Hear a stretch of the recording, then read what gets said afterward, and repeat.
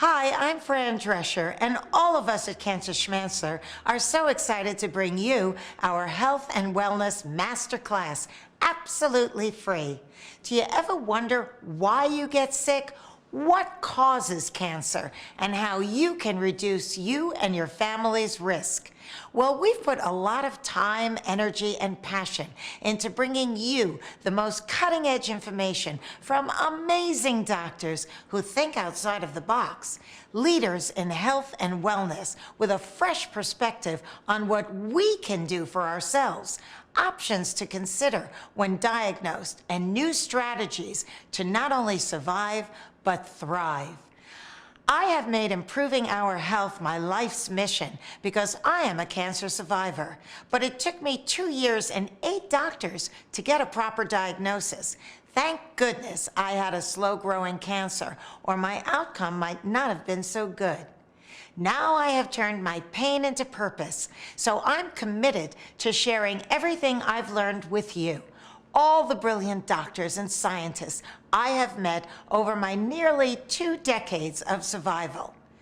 That's why I'm bringing you this master class, so you won't have to go through what I did.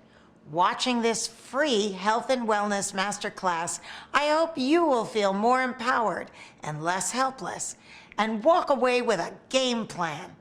With 1 in 2 men and 1 in 3 women expected to get cancer, babies being born pre-polluted with 200 to 300 chemicals found in the umbilical cord, and kids predicted to not live as long as their parents for the first time in U.S. history, the time is now to take control of your body.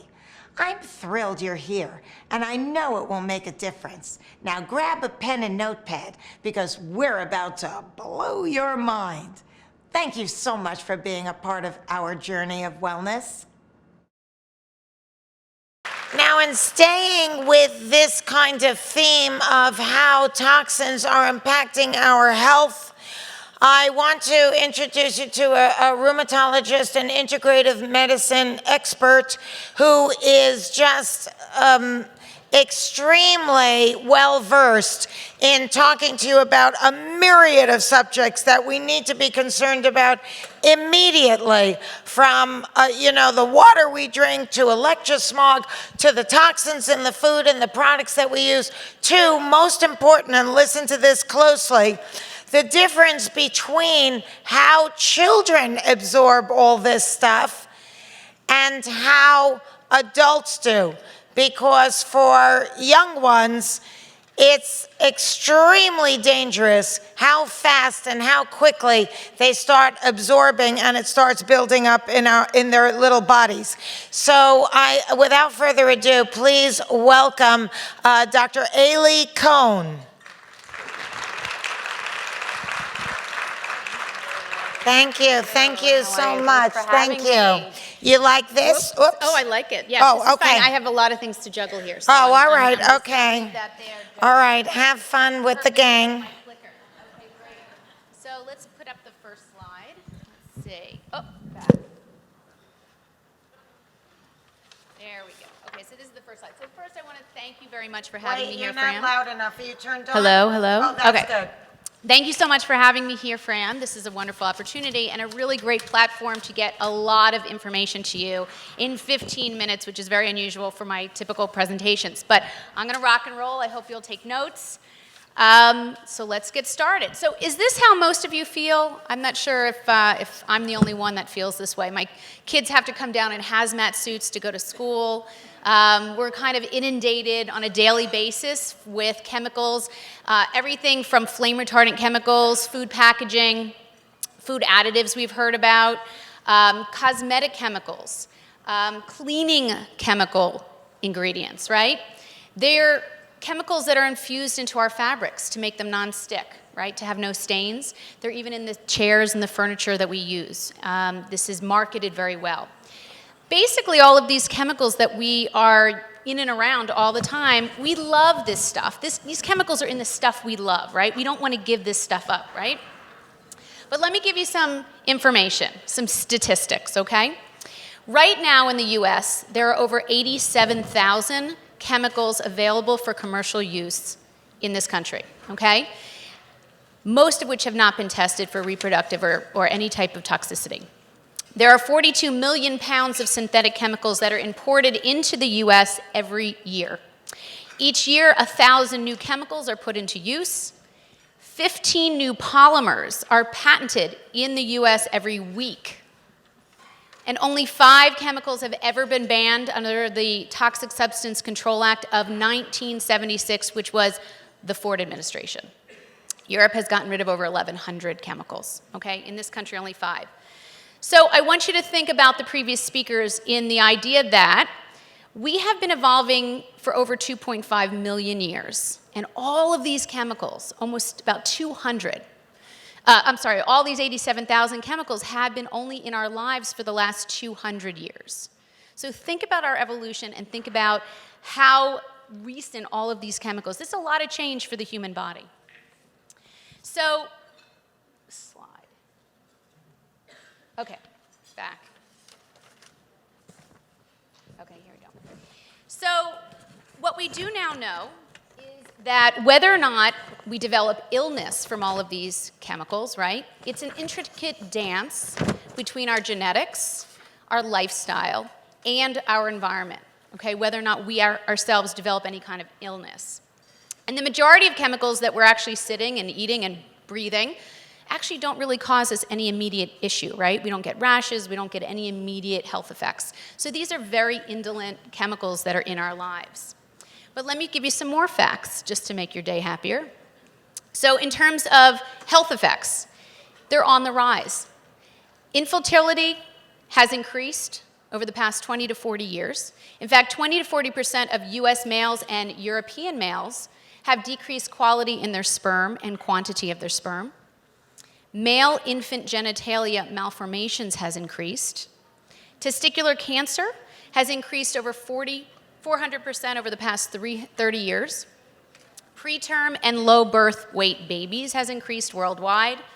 Earlier onset of breast development and female puberty has increased wherever this has been studied. Global rates of endocrine cancers, which include uterine, breast, prostate, testicular, and even thyroid cancer, which is a particular interest of mine since I teach high school students and I'm writing curriculum to get this into high schools nationally. Obesity and type 2 diabetes has skyrocketed, as we all know. So it's important to understand that these epidemiologic changes have occurred at such a rapid rate that they cannot be explained by random genetic mutations alone. So something else is going on, okay? And what do these health issues have in common? Well, many of these stem from the abnormal workings of the human endocrine system. So the endocrine system is an exquisitely delicate system in the human body, and it's a balanced system of glands and hormones. We're talking parts per million, parts per trillion in dosing that affect huge numbers of biological events. And the endocrine system manages everything from growth and development, fertility, metabolism, insulin use and production, fertility and breastfeeding, and even bone metabolism amongst its many, many biological functions. Hi, isn't this great? I'm enjoying it and I can't wait to go back and watch more. But I just wanted to take a moment to tell you that you can purchase all of these wonderful speakers as a downloadable purchase that, by the way, is a tax-deductible donation to Cancer Schmancer. You can have all these wonderful speakers at your fingertips whenever you want for reference, or share it with your friends and family. So if you click below, you can make a downloadable purchase, tax deductible for Cancer Schmancer donation, and enjoy it whenever you want. Thank you so much for subscribing, and now let's get back to more wonderful illuminating speakers. And it turns out that many of the chemicals in our environment, everything from food additives to triclosan, to some of the cleaning products that we use, to pesticides, have been found to basically mimic the normal workings, the normal hormones in the human body at very low levels. And these are actually now classified scientifically, these chemicals, as endocrine disrupting chemicals, or EDCs, okay? Now, it's also critical to understand that it's not just what we're exposed to, it's actually when we're exposed to these chemicals, these critical windows of development. And this is something that traditional toxicology has not paid attention to. This is not part of traditional toxicologic study or education.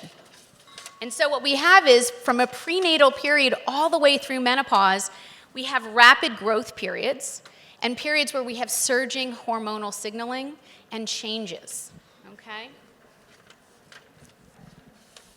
So take, for instance, the prenatal period. With all of the miraculous things that we now know that the human body can do, we know that the placenta does not act as a barrier to many of these environmental chemicals. In fact, in 2005, many people might know this study, in 2005, Environmental Working Group tested the cord blood, the umbilical cord blood of 10 random babies and found over 286 chemicals in the cord blood of newborns, okay? And so it's really important. I thought this was the most profound quote I'd seen in all the research that I had done. This was from the University of California, Davis, and they do a tremendous amount of work on environmental exposures in children. Neurons are being formed at a rate of 250,000 per minute on average over the course of a pregnancy, and that's a lot of opportunity for things to go awry. So what we also know now is that some of these EDCs, these endocrine disrupting chemicals, can have what's called transgenerational effects, which means you have an exposure and there's DNA changes or mutations, and those mutations are actually carried out through successive generations that were not exposed, okay? There's human and animal studies showing this. And it should be really clear to understand that when a pregnant woman is exposed to something, 3 generations are exposed at the same time. The mother, the fetus, and the fetal germ cells, which are actually the fetal reproductive, the reproductive cells of the fetus that actually grow in utero. And so that's the prenatal exposure. What I would suggest is we think about also the childhood exposure. So children are uniquely vulnerable in many ways, right? Pound for pound, they have greater exposure. They're just smaller, right? They're smaller and they're just rounder. They're close to the ground. So they actually pick up a lot of the dust, which we'll talk about a little bit later, in terms of the chemicals that fall from all of our everyday products onto the floor. They pick up dust, as do our pets, for instance. They have a lot of hand-to-mouth behavior. I mean, my kids ate everything. They ate the dog food. So they pick up everything, they chew on everything, and so you really have to watch what they put into their mouths. They also lack a variety in their diet, and it's true that diet, a good diet, which a lot of kids don't get, can actually be protective from the harm of these environmental chemicals. They have immature metabolism, so they cannot break down some of these chemicals as well as adults because they haven't had the mature metabolism. And they're continuously developing, and they have more future years of life. So from an accumulative effect, they're adding up their exposure risk basically from a very young age, okay?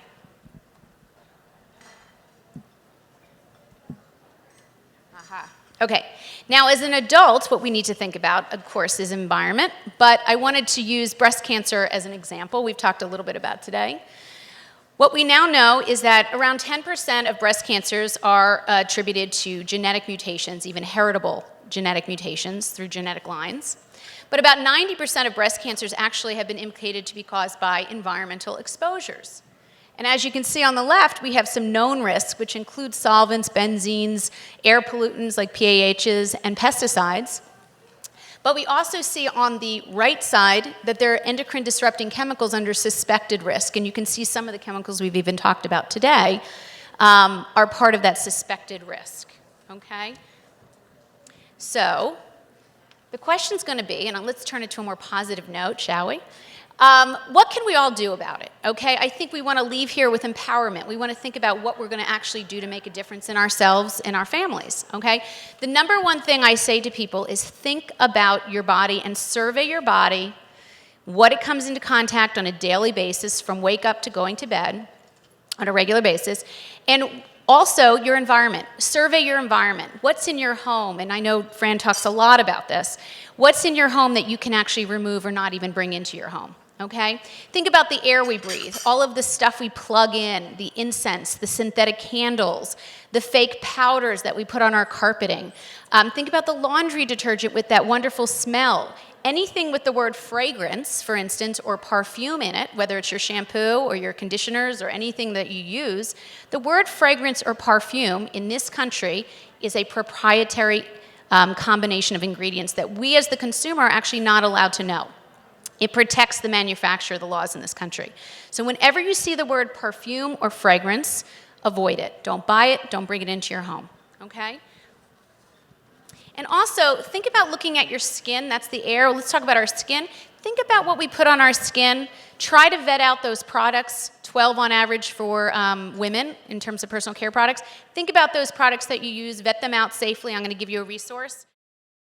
I'm so glad that we're watching the Fran Drescher Masterclass Health Summit together. Thank you so much for subscribing. Isn't it great? I can't wait to go back and watch more. But I just wanted to tell you that on October 23rd, we are going to be doing the Fran Drescher Masterclass Health Summit 2018. And it's going to be more exciting and better than ever. You can click below or go to cancerschmancer.org and get your tickets or watch us live streaming for free on October 23rd. But if you come in person, you'll get to meet me and some of these wonderful doctors that I promised you will rock your world. Now, let's talk a little bit about diet in this time period that we have. We have a lot to think about when it comes to contaminants in our food. Everything from what we cook, right, organic, natural, with a lot of choices, to how we clean it, how we cook it, non-stick, plastic utensils, to how we even store our food, whether it's plastics, whether it's stainless steel, saran wrap, Tetra Paks, I can go on and on and on. So lots of areas where we can intervene if we have the right information, right? But it's important to know, in terms of what's going on right now, is that in the US, 75% of basically the Western diet consists of processed food, okay? And every year, about 8 to 10 pounds of food additives are consumed by each and every American. Maybe not us, let's hope. But the idea being everything from food coloring to preservatives to even chemicals that create mouthfeel, like a crunch. Those are chemicals that are added to make you enjoy that crunch. And keep in mind, in 1978, there were only 35 commonly used food additives, okay? Now there are over 10,000, all right? It's a $25 billion industry, and there's even 30 phthalates, which are used in plastics that are used and allowable for food in this country, okay?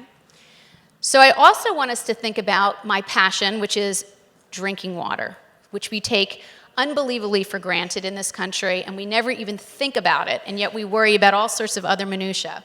But I want you to hear a little bit about water in this country, okay? So there's lots to think about again. Should you drink municipal tap water, city water, well water, bottled water? Should you filter it or not? Which kinds of filters? There's so many. How to carry it, stainless steel, glass, blah, blah, blah, BPA, BPA-free, all that stuff, okay? You should keep in mind that the water that you drink often has contaminants that you cannot see, taste, or smell. And I do an experiment with high school students on this. Anything could be in your water, and I'll tell you why in a minute. Fertilizers and pesticides, heavy metals such as lead, we know about Michigan, non-stick chemicals, prescription medications that get washed down the toilet from all of the folks on meds can end up in your drinking water through the treatment plant system because they're not washed out. Personal care ingredients, flame retardant chemicals, radionuclides like radon. Viruses and bacteria, especially after floods and natural disasters, can affect wells particularly. And as I mentioned, the treatment system, this water treatment system, does not protect us, okay? So we want to really think about the fact that only 91 chemicals are actually regulated through this government under the Safe Drinking Water Act of 1974. And in terms of radiation, let me get you to the next. Actually, I missed a couple things. create a water system in your home, okay? Filter it, learn about filters, figure it out, get your water from home and take it to work. Take it out, put it in glass, put it in stainless steel. Plastic water bottles, a lot of people have them. BPA-free means nothing. They substitute BPF, BPFB, BPSIP, and many other chemicals because it's like whack-a-mole. They create new compounds after other ones are taken away. So we want to stick with types of materials that don't break down over time, okay? So create a water system, take it from home, avoid plastic bottles. It's a whole other topic for another time. But we really want to create a system for our families. It's the best way you can control what you put into your body. Okay, quickly, really quickly. Cell phones, other wireless radiation, okay? There are over 8 billion cell phones in this country and around the world. Over 24 US and international governing bodies, along with major medical organizations such as the American Academy of Pediatrics, and thousands of doctors recommend reducing cellular technology and Wi-Fi use, okay? Because of health risks. Even the 2011 World Health Organization classified cell phone radiation as a Class B, 2B possible carcinogen. And other health effects include infertility, affecting ovaries and sperm, as well as brain tumors, benign and cancerous, gliomas, acoustic neuromas, and even schwannomas around the heart. But we also have issues with sleep disturbance, headaches, anxiety, worsening of ADHD in children, poor concentration, okay? And kids are especially at risk for radiation. I mentioned chemicals, but also radiation because they're still developing, okay? Their skulls are thinner, smaller, and have more bone marrow. Their brains have more water content and less myelin, so the signals actually travel deeper into their brains to deeper structures. Okay, so you can see this image. This is a great study. A child's brain and skull can absorb up to 10 times more invisible radiation than an adult. Okay, very important. And so here are some really reasonable, safe Wi-Fi recommendations, okay? Because I love my phone, right? We all love our phones. We love our stuff. But we can do all this stuff safely, and I like to teach that, okay? So you want to get all these down. I'm not going to be able to read them all. But of course, keep these phones and Wi-Fi gadgets away from us. Turn them off when you don't need them. Download games to children's iPads. And just really be thoughtful about radiation and Wi-Fi. It's really something that's ramping up, and we really have to watch for it. And of course, to add to this, don't drive or walk while texting, because actually a couple seconds of distraction can really be deadly. I want you to avoid silly gadgets that are coming down the pike. I mean, some of these are absolutely absurd. There's actually diaper monitors, okay, to see when your baby pooped. I think we all know how to tell when your baby pooped, okay? Even tampons that actually have Wi-Fi in them. I mean, this is real stuff. I kid you not, okay? And so to wrap up here, I want to give a bunch of really quick, easy information. Don't buy this stuff in the first place when it comes to chemicals, okay? Don't bring it into your home, vet it, and don't buy it. Survey your body and home, eat clean food and water as best we can, and the water is the key issue. Exercise, sauna, and sweating helps release many of these lipophilic chemicals that are in fat cells and release them, okay?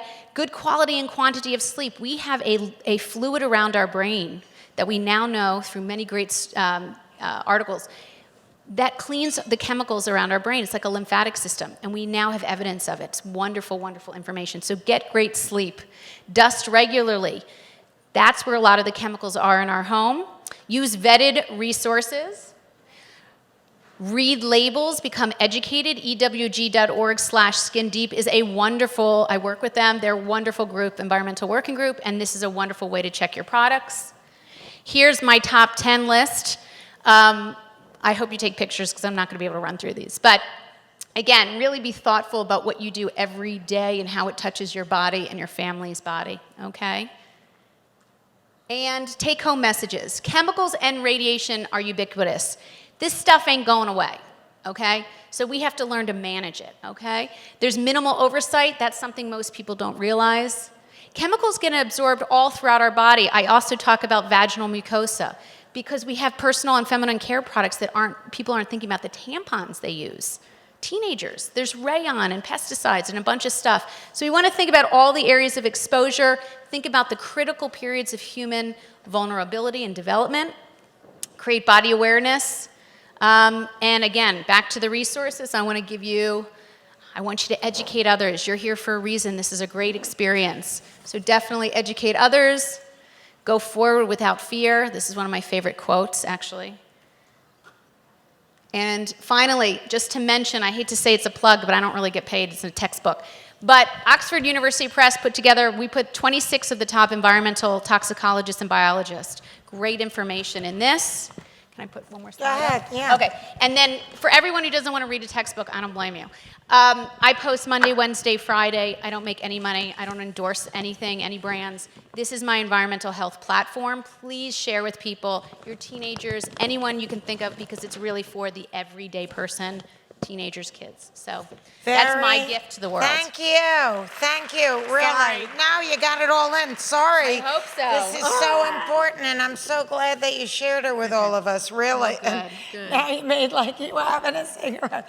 Oh my God, well that's at least a healthy one. That's a no-no. An air cigarette. That's right. Thank you. It's so informative, it's so fabulous, and I really appreciate it. Hi, it's me, your host, Fran Drescher. Thank you so much for watching. Wasn't that great? Now you have some tools to stay healthy and prevent disease, as well as fresh options to consider if, God forbid, you are sick. Cancer Schmancer's mission is to educate you and your loved ones on how to transform from patient into medical consumer. If you enjoyed this, if you learned something, if you want to know more, then please make sure you watch Fran Drescher's Health and Wellness Masterclass 2018, live streaming free on October 23rd at cancerschmancer.org. Please help us get this life-changing information out to as many people as possible so together we can all move into a healthier world. Share this with your friends and family. It's 100% free, so there's no downside. Remember, each one teach one. Please visit cancerschmancer.org to learn about our life-saving programs like Fran Vans, offering low-income women free mammograms, and Be the Change program, targeting teens and tweens on staying healthy by checking labels, choosing safer products, and becoming the change the 21st century desperately needs. So happy that we had this time together, and so grateful for your helping to spread the word so we can empower more people like yourself to crack the code on sickness. I love you. My prayers are for you to be well and have love and peace in your hearts.